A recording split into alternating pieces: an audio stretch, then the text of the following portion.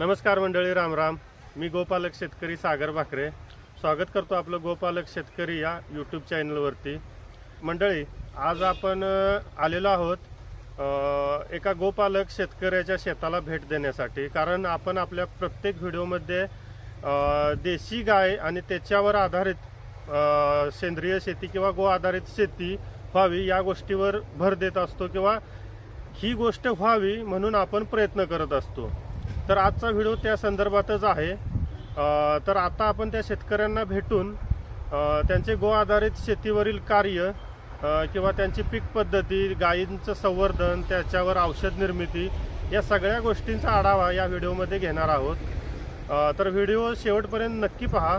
व्हिडिओमध्ये चांगली माहिती आपल्याला नक्की मिळेल.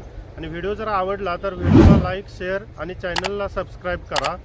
तर चला भेटूया त्या शेतकऱ्यांना आणि त्यांच्याकडून आपण त्यांच्या शेतीविषयी, त्यांच्या गायीविषयी, गोट्याविषयी, त्यांच्या औषध निर्मितीविषयी आणि एकंदरीतच ते आपला उदरनिर्वाह शेतीतून आणि गायीच्या शेण गोमूत्रावर, दुधावर अवलंबून न राहता त्याच्यावर आपली उपजीविका कशी भागवतात याचा सगळा आढावा या आपण व्हिडिओमध्ये घेणार आहोत.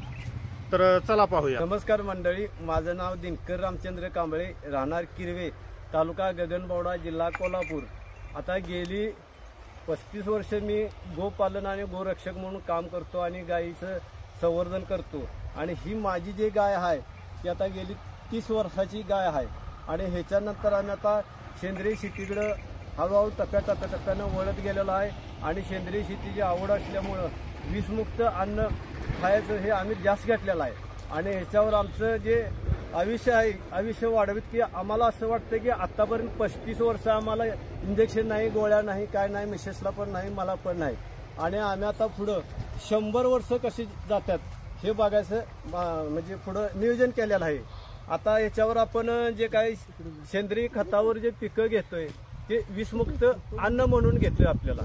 आणि आता आपल्याला पुढं जे काय मका आहे ते आता पूर्णपणे आमचं सेंद्रिय ह्याला काय केलंय फक्त आम्ही DAP जे वापरायला लागते ती DAP आम्ही गाईचं जे व्यालेले आहे तिचा झार जे आहे त्या झारापासून DAP बनवलेलं आहे. आणि तसंच आम्ही आता त्याला आळवणीही करतो आणि फवारणी करतो. त्याच्यामुळे जे पीक जे आहे ते रासायनिकपेक्षा जर हिरवगार आपल्याला बघायला मिळतं. नक्कीच बरोबर.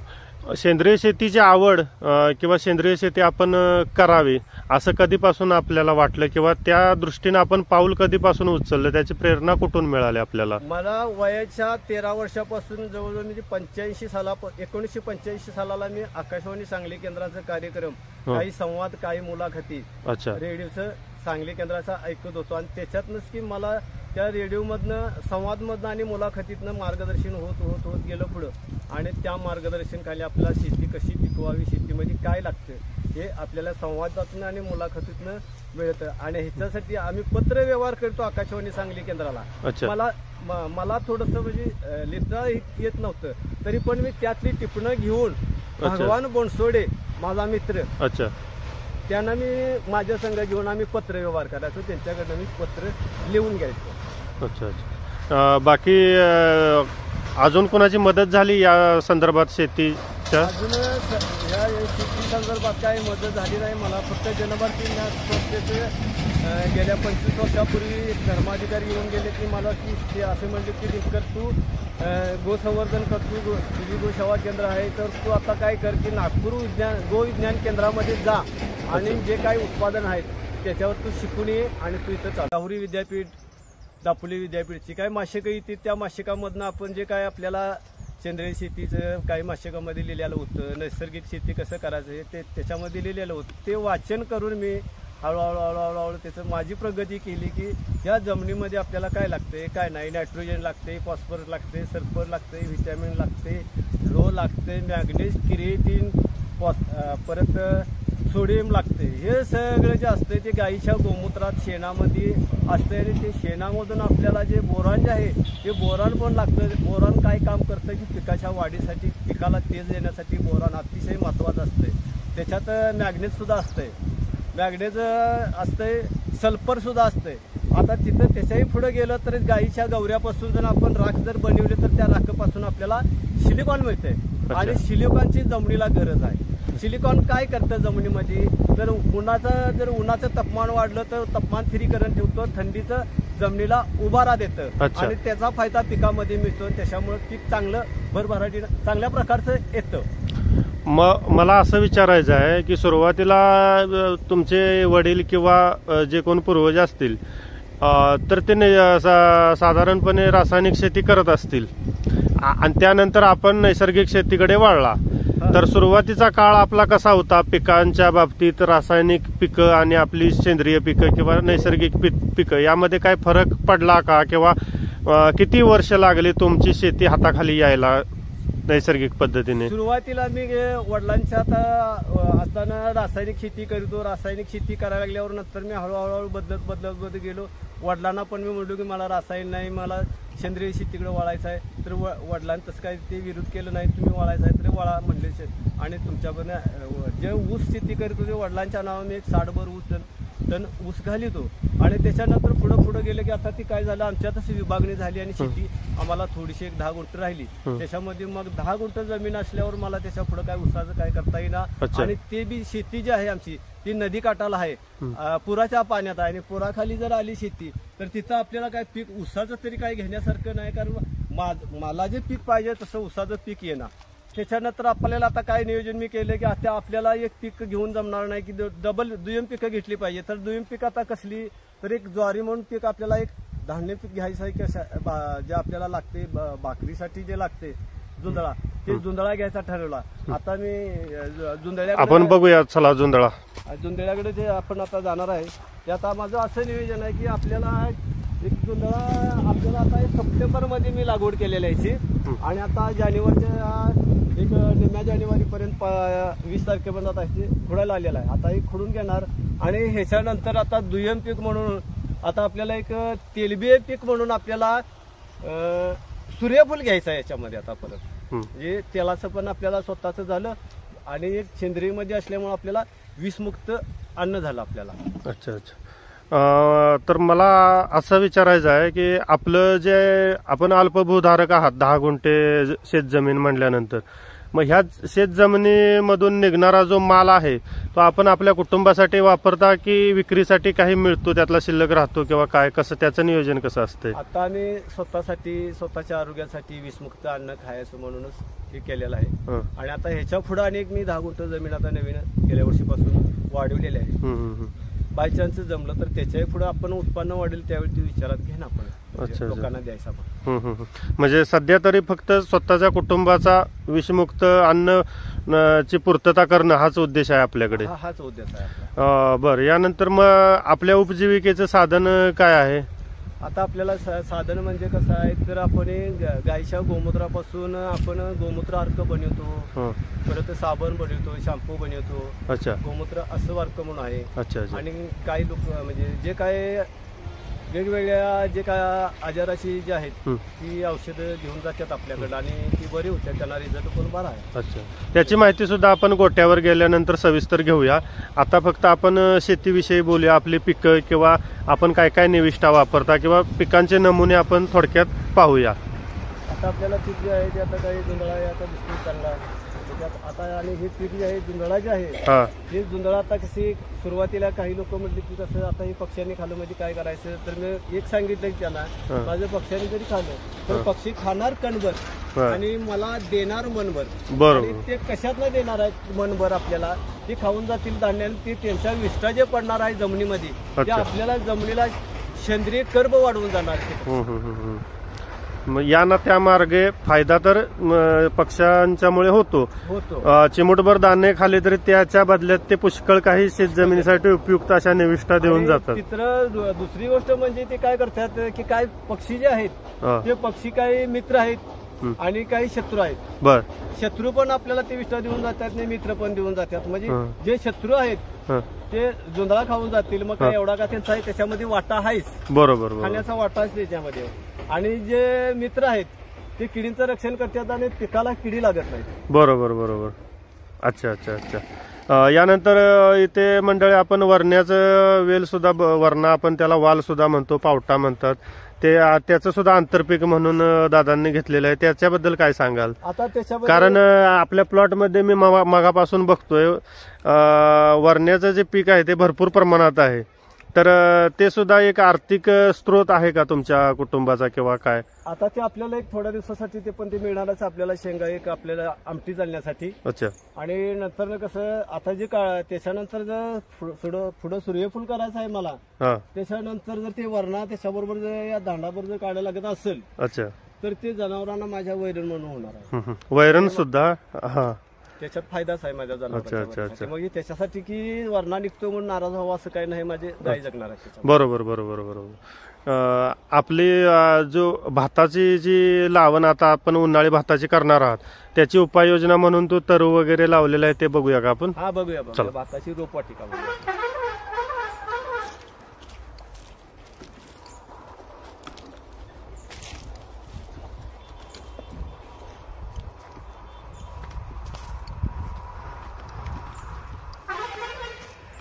आता सर आपली जी रोपवाटिका आहे ते फक्त आपण याला पेरणी केलेली भाताची, शिजू जातीचे जे आहे आपल्या भाताचं, आणि दुसरीकडे ह्याच्यावर काही पाणी द्यायचं काम केलंय आपण फक्त. आणि ते फक्त जे झाडाचं जे आपण DAP तयार केली तीच ह्याच्यावर आळवणी केली आणि फवारणी केलेली आहे. भात शेतीमध्ये मी सुद्धा बऱ्याच शेतकऱ्यांच्या भेटी किंवा फोन कॉल वगैरे होत असतात. तर भात शेतीसाठी नैसर्गिक पद्धतीनं किंवा सेंद्रिय पद्धतीनं भात पीक हे सहजासहजी होऊ शकत नाही असं काय काय लोकांचं म्हणणं आहे. तर आपल्याला काय अनुभव आहे त्याबद्दल, भात शेतीबद्दल? याच्यासाठी सर कसं आहे आपल्याला की जे पुस्तकी ज्ञान आणि प्रॅक्टिकली ज्ञान आहे तो वापरायला लागतंय. आमचं पुस्तकी ज्ञान मी घेऊन पण त्याच्यावर प्रॅक्टिकली ज्ञान वापरलं. अच्छा अच्छा अच्छा. मग समजा हे ज्ञान आपल्याला कुणाबरोबर जर शेअर करायचं असेल तर आपण करण्यासाठी तयार आहात का किंवा इच्छुक आहात का? आहे आपल्याला जे काही आपल्याकडे जे मार्गदर्शन घ्यायला येणार आहे त्यांना आम्ही मार्गदर्शन देणार. फोनवर वगैरे घेऊ शकतात का, किंवा एखादा प्रश्नाचे बाबा निरसन करायचं आहे तर ते कॉल करू, त्यासाठी आपला नंबर वगैरे काय? 9359 22 97 13. अच्छा, ठीक आहे, धन्यवाद. आता सर आपल्याला इथे बॅलेर जे आहे त्या बॅलेरामध्ये जे माझ्या गाईचं एक वासरू म्हणजे मृत्यू झालेला आहे त्याचा लहान असताना, आणि त्याच्यात आता ते शेण आणि वासरूला त्यात ठेवलेला आहे, म्हणजे पुरलेला आहे. तर ह्याच्यातनं आपल्याला जे मिळणार आहे ते DAP मिळणार आहे ह्याच्यामध्ये. अच्छा अच्छा अच्छा. आपल्याला DAP घ्यायची काही गरजच नाही. बरोबर बरोबर. त्याचीच फवारणी आपण जमिनीवर करू शकतो. त्याच्यानंतर एक 2 DAPचे एक 20 लिटर घेणार, आणि त्याच्यानंतर ते कुजलेल्याच्या नंतर त्याच्या खाली राहणार जे आहेत ती हाडं राहणार आहेत, आणि त्या हाडापासून आपल्याला काय घ्यायचं आहे तर कॅल्शियम आणि फॉस्फरस घ्यायचं आहे. म्हणजे जमिनीला कॅल्शियम आणि फॉस्फरस लागतं, त्याची पूर्तता त्यामधून करणार आहात. त्यामधून करणार. अच्छा अच्छा अच्छा.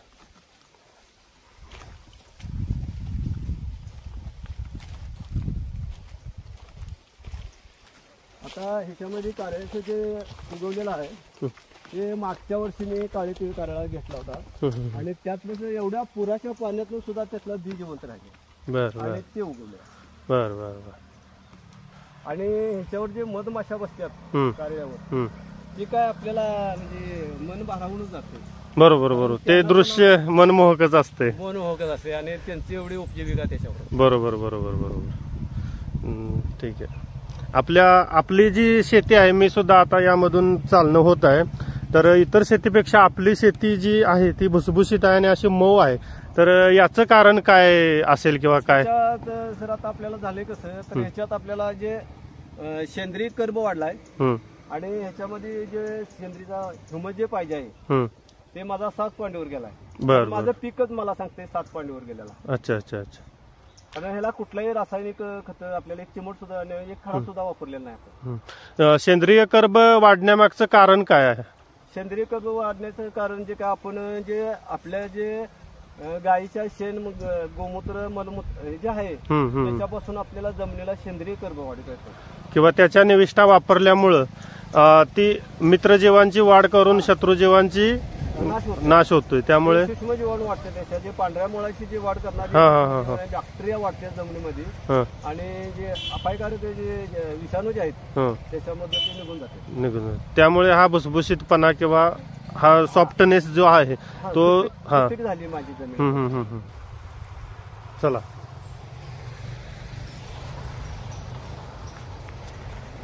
आता सर आपल्याला जे खुरपणी करायची आहे तिथं काही ठिकाणी पाणी जादा बसल्यामुळं ते पावसाचे होता वरणा पावसात. अच्छा. ते काही ठिकाणी म्हणजे कुजलेलं आहे आणि आता ते असं खुरपणी करून त्याला आता आपण पुढे की गवारी तुकडणार आहे. आणि ह्या वर्षी ते हे पावट्याचा प्रयत्न केला मी. पुढच्या वर्षी भेंडी आणि गवारी. पावटा कुजल्यामुळे त्या ठिकाणी परत गवारीची लागवड करून गवारीची लागवड आता करणार, कारण आता उन्हाचा दिवस आल्या. फेब्रुवारी मध्ये उन्हाळा सुरू होते. आता ही भांगलणी चालू आहे. ते आमचे जे मिसेज आहे ती मला गायींच्या विषयी मी कुठेतरी बाहेर निघून गेलो, बाहेर लोकांना माहिती द्यायला गेलो की मग पाठीमागचं गायींचं जे संगोपन जे आहे ते आमची मिसेज करते. शेतीमध्ये अशी काही कामं आहेत माणसं घेऊन. त्यांचं नाव वगैरे काय? मंगल दिनकर कांबळे. अच्छा अच्छा.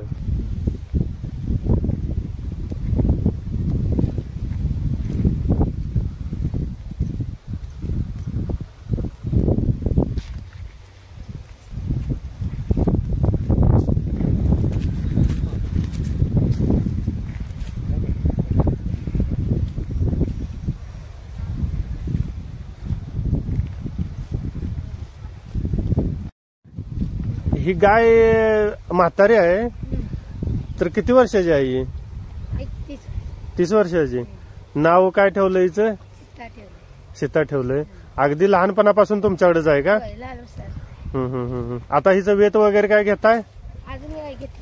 सर आपल्याला हे काय करायचं, आता 2 वर्षापूर्वी माझ्यावर येते पण आम्ही वेत घेतलेलं नाही, कारण हिला विश्रांती दिली. बरोबर बरोबर. वयामानामुळे विश्रांती दिली नाही. आता काय करायचं आपल्याला ह्याच्या आहे पुढं, जर हिचा नैसर्गिक मृत्यू जर झाला तर आपण हिला दफन करायचं आहे आणि ह्याची शिंग पण त्यावेळी आपण काढून घेणार आहे. बरोबर. शिंगात त्या बॅक्टेरिया तयार करायच्या. बरोबर. पोत सुधारण्यासाठी त्या बॅक्टेरिया आपल्याला चांगले असतात आपल्याला. म्हणजे गाय जिवंतपणे शेतकऱ्याला एक वरदान आहे ते आहेच, पण मरणानंतर सुद्धा शेतकरी जर सुज्ञ असला तर त्याच्यामधून सुद्धा फायदा घेऊ शकतो किंवा एक प्रकारे ते आपल्याला एक काय म्हणू शकतो आपण त्याला. गाय सर आपल्याला असं आहे की ते याच्या उदरातनं जे पिल्ल जे येते त्या दिवसापासून ते आपल्याला जे काही आपले चांगले उत्पादन किंवा त्याच्यातलं जे गुणधर्म आहे ते देऊन जाते, ते नैसर्गिक मेल्यानंतर सुद्धा ते उपयोग करून घेता येतं आपल्याला. अच्छा अच्छा अच्छा. आता आपल्याला हे जे जुंधळा आहे ते आपल्याला जवळच नदी आहे आणि जुंधळ्याला जे सिंचनाचं जे पाणी द्यायचं काम करतो आम्ही ते या इंधनाच्या साहाय्यानंच करतो. आम्ही इंजनच का आम्ही वापरतो, तर इंजन आपल्याला रात्रीचं लाईट असते, बरं रात्रीचं आपल्याला लाईटनं पाण्यावर यावं लागतं, हे आपल्याला दिवसाचं घेता येते पाणी, म्हणून इंजन मी अजून ठेवलेलं आहे. पण मोटरच्या तुलनेत याचा खर्च थोडा अधिक असेल. जरी खर्च अधिक जरी असेल तर माझ्या वेळेनुसार मला याचा काय त्याचा एक फायदा आहे, त्यामुळे कारण माझ्या वेळेत कधी पण येऊन आपण सिंचनाचं काम वगैरे करू शकतो. अच्छा अच्छा अच्छा. ठीक.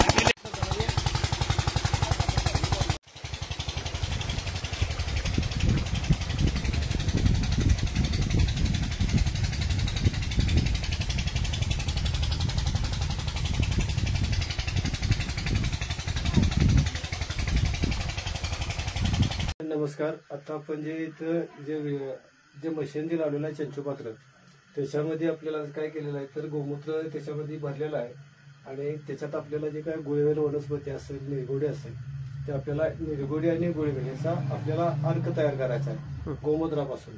तर देशी गाईच्या गोमूत्रापासून आपण जे अर्क बनवतो ते मानवी शरीरासाठी उपयोगी आहे आणि शरीरात जर ते गेलं तर आपल्याला शरीरामध्ये काय मिळतं तर nitrogen, phosphorus, sulphur, vitamin, sodium, लोह, मॅग्नेज, क्रिएटिन असे जवळजवळ 22 मूलद्रव्ये आपल्याला मिळतात. आणि त्याच्यापासून आपल्याला आरोग्यदायक आणि जे शरीरात जे घटक लागतात ते घटक मिळतात. आणि त्याच्यापासून काय होतं तर आपल्याला शरीरामध्ये आपल्या जीवाणू तयार होतात आणि विषाणूने साईडला काढतात. कुठलेही रोगराई येऊ देत नाही. आता गेली 35 वर्ष आम्ही तेच सेवन करतो. तेच आम्ही स्वतःची औषधं आम्ही घेतो आणि आम्ही आमच्या आरोग्यानं आम्ही दष्टपुष्ट आहे. आणि आता आपल्याला दवाखान्यात जायच लागत नाही गेली 35 वर्ष. तर ज्यांना काय आणि पुढे जे कोणाला जर गोमूत्र अर्क वगैरे पाहिजे असेल तर आम्ही द्यायला देऊ शकतो आम्ही त्यांना. ज्यांना काय आरोग्यासाठी पाहिजे असेल किंवा कुठलाही जर आजार असेल, शुगर असेल, डायबिटीस, हृदयविकार असेल, सांधेदुखी असेल, मूळव्याध असेल, मूतखडा असेल, याच्यावर आम्ही औषधं देतो. वेगवेगळा अर्क तयार करून देतो ज्यांना पाहिजे असेल तसं. आणि याच्यासाठी जर तुम्हाला पाहिजे असेल, आमचं जे मार्केटिंग आहे बाहेर आपल्या कोल्हापूर, सांगली, सातारा, पुणा इकडले आपल्याकडे कस्टमर येतात, घेऊन जातात, वेगवेगळ्या रोगावर घेऊन जातात. आणि ज्यांना पाहिजे असेल, कोल्हापूर ठिकाणी जर पाहिजे असेल त्यांना मी घरच्या घरी जाऊन त्यांना भेट आणि सेवा करतो त्यांची. असं त्यांना पण रिझल्ट चांगला आहे त्या औषधाचं, गोमूत्र अर्काचं, असं अर्काचं. परत दुसरी गोष्ट जी आहे, त्वचेविकारासाठी आम्ही साबण बनवलेला आहे, शॅम्पू बनवलेला आहे. त्यानं साबणानं सुरमा जातो, इतर विकार बरं होतात. शॅम्पूनं स्वराशीच बरा होतो आमच्या. आणि जर हे कोणाला आम्ही देऊ शकतो, जर भेट दिली तर त्यांना आम्ही मार्गदर्शन पण करू शकतो. आणि पुढं जे आपण जे याच्यासाठी जे ऊर्जा वापरलेली आहे ते माझा गोबर गॅस आहे. आणि गोबर गॅसला शेण गोमूत्र आम्ही देतो, गोमूत्र गॅस. आणि त्याच्यावर माझा दिवसभर 12 तास माझा गोबर गॅस चालतो. आपल्याकडे सध्या किती गाय आहेत काय? आपल्याकडे गाय आता 20 आहेत. 20 आहेत. त्यातलं नर 4 आहेत आणि बाकीच्या जे 16 आहेत ते गाय आहेत. कालवडी आणि गाय आहेत. तर मंडळी नक्कीच इथे आपण बघू शकता, हा गोमूत्र अर्काचा प्लांट छोटासा घरगुतीच ते बनवतात. आणि यांच्या गायी सुद्धा अगदी डोंगरदऱ्यातून चरून येऊन त्यांना एक्स्ट्रा फेडिंग वगैरे काय नाही आहे. त्यामुळे नैसर्गिक पद्धतीने चरून येऊन ते गोमूत्र देतात आणि त्याचा अर्क काढतात. तो अर्क सुद्धा त्यांच्या गायीच्या शेण गोमूत्रावर तयार होणाऱ्या गोबर गॅसवरतीच काढतात. त्यामुळे तो सुद्धा एक चांगला मुद्दा आहे. त्यामुळे एकदा नक्की ट्राय करून पहा. आपण जर पन्हाळा, बावडा तालुक्यातून असाल, कोल्हापूर जिल्ह्यातून, तर प्रत्यक्ष इथे येऊन सुद्धा भेट देऊन त्यांची औषधं खरेदी करू शकता किंवा कोल्हापुरात सुद्धा ते आणून देऊ शकतील. ऑनलाईनची सेवा वगैरे काय नाही.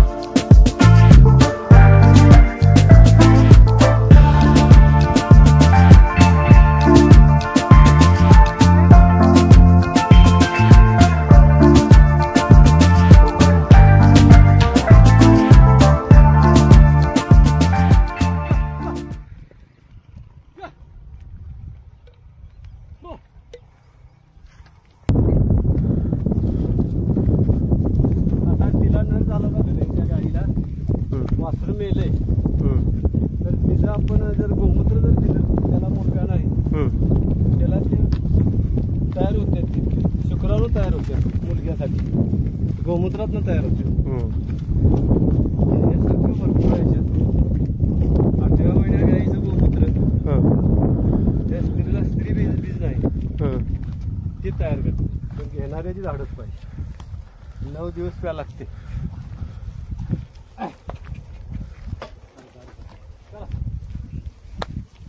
चला, हे कंबर मुळे आहे बघा, सगळ्या मुळे आहे.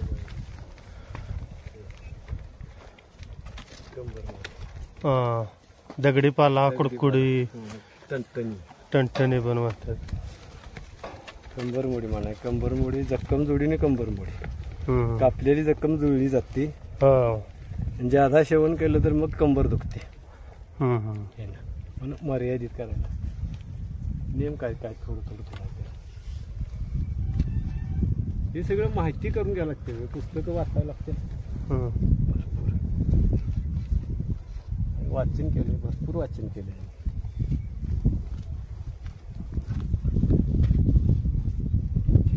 चला हे आणि ह्याच्यात समाधान वाटते. डोंगरा घेऊन आलं की ह्यांच्याकडे आलो की ह्यांच्याकडे जाऊ शकत नाही खाली. थकवा सगळा निघून गेल्यासारखा. होय होय होय. रात्रीचं लई तासाला सोडतोय तू वर बसायचे निवांत दगडा बसायला. रात्री किती 10 वाजेपर्यंत? 10 वाजेपर्यंत असतो चालण्याला. चालणं असतो 10 वाजेपर्यंत. चंद्राचे औषधी गुणधर्म निघतात. चंद्रात कसं सिलिकॉन आहे, अल्युमिनियम आहे, कुर्मियम आहे, मॅग्नेज आहे, सल्फर शरीरात लागतं, मॅग्नेज लागतं. चंद्राच्या किरणातच मिळलं लागतं.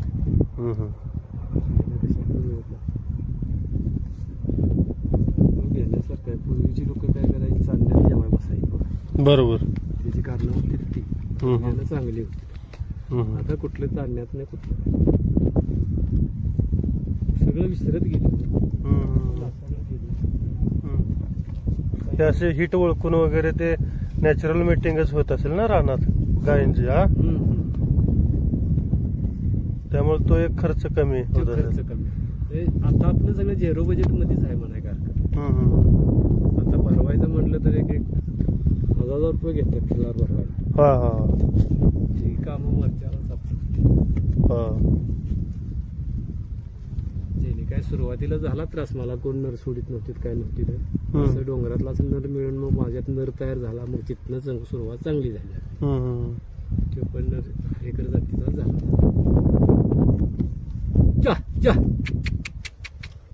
जराशी अशी इकडे लागतो, वर जातीला आपण घालतो. चला चला.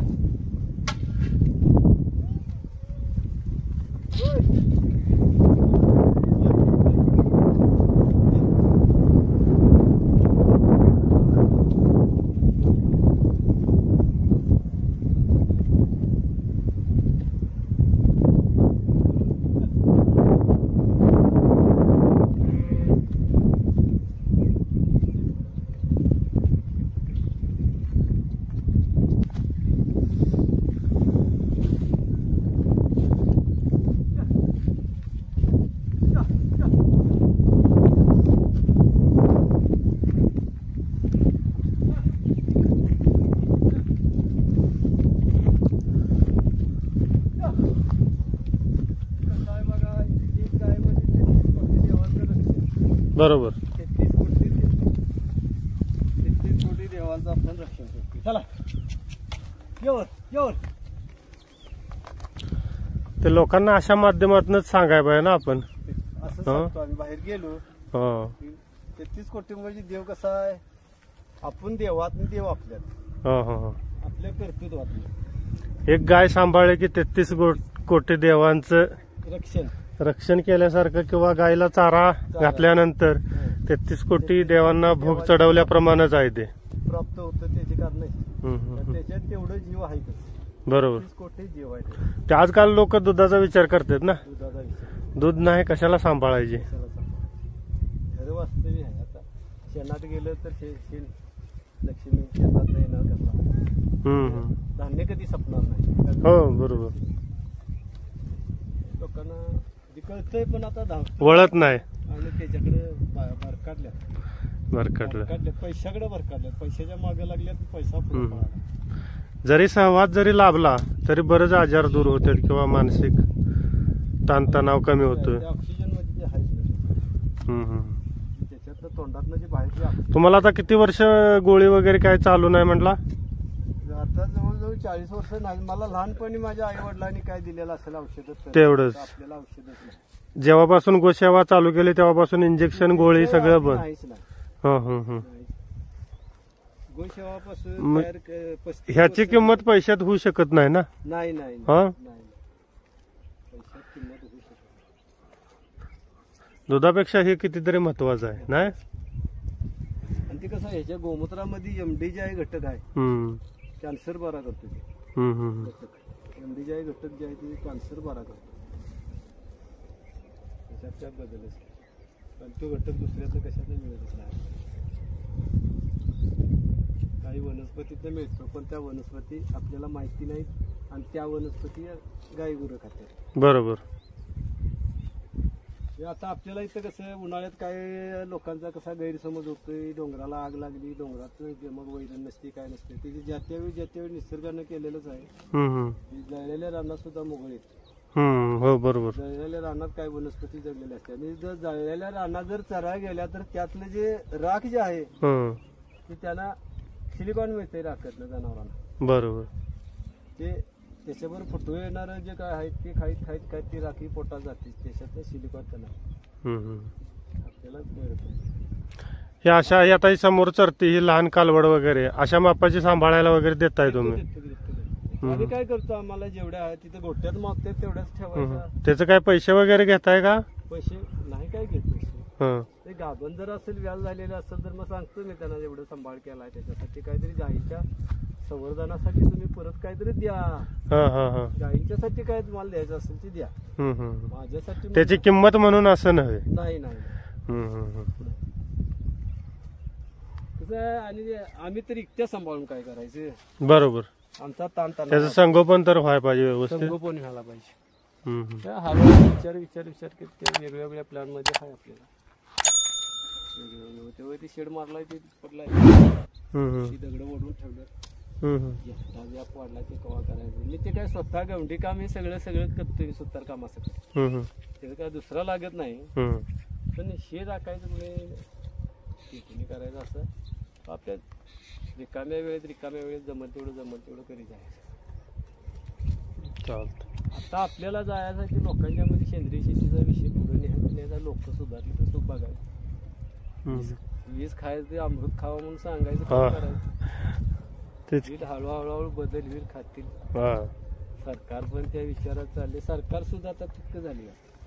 कसं तुम्हाला इंजेक्शन गोळ्या वगैरे तिने कुठनं आणून द्यायच्या, कुठल्या शस्त्रक्रिया एवढ्या ठेवायच्या, त्याच्यापेक्षा तुम्ही तुमच्या परीनं काय करता. बरोबर बरोबर बरोबर. आपण छान झालं पाहिजे नाही. आता ह्या वयात आम्हाला किती लोकांना आता त्रास आहे. आता 60 माझा आता पूर्ण होणार, पुढच्या महिन्यात 60 पूर्ण होणार. मग 60, 50, 40 गेले की लोकांना डायबिटीसचा आलं, BP आलं, सांधदुखी आली, हे सगळं रोग आलं. आम्हाला का नाही तर आमचं तसं त्याचं कारण हेच आहे हो. कारण हे आहे हो. पण ते लोकांना एकदम लक्षात येत नाही किंवा समजत नाही.